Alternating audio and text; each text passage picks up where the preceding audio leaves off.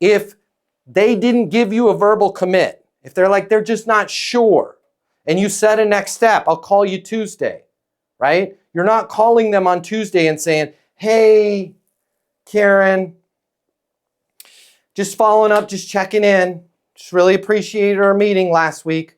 We're skillful, guys.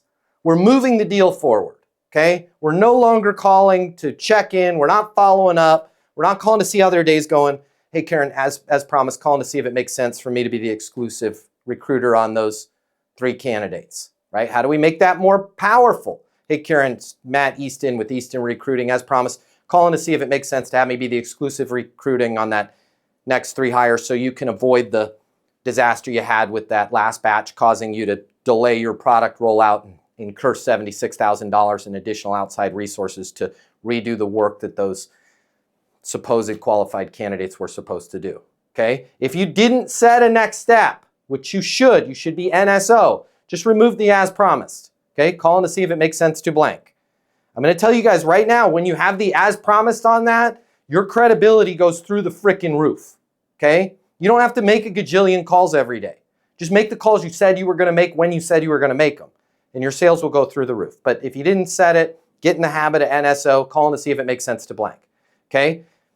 More powerful, calling to see if it makes sense to blank so you can. Calling to see if it makes sense for us to take over your medical billing so you guys can have one less thing to worry about in the office, putting yourself in that position to grow the practice, thus opening that second location in Aspen, Colorado, giving you that ability to go ski in every blankety blank or blobbity blah, okay? If they said they were gonna do something, sign agreement, upload some documents, whatever it was, and they haven't, because people, I don't want to say they lie to us, but all the time we work in sales, guys.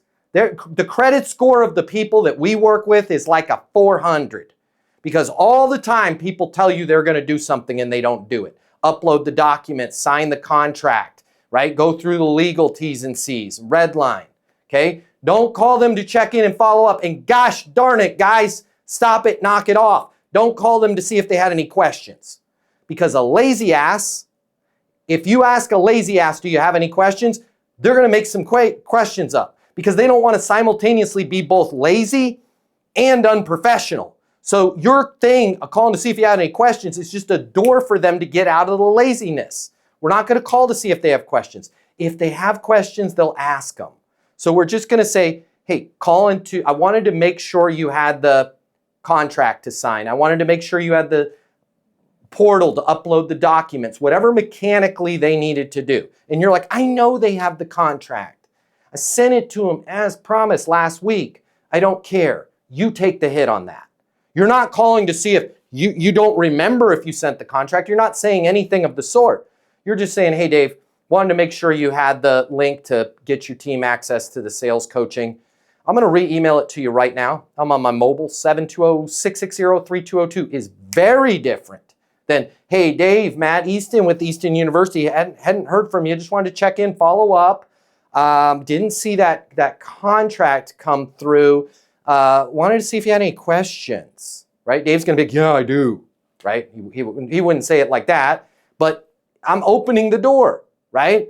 I wanted to make sure you had the blank so you can hit your top line revenue goals ahead of schedule and under budget, right?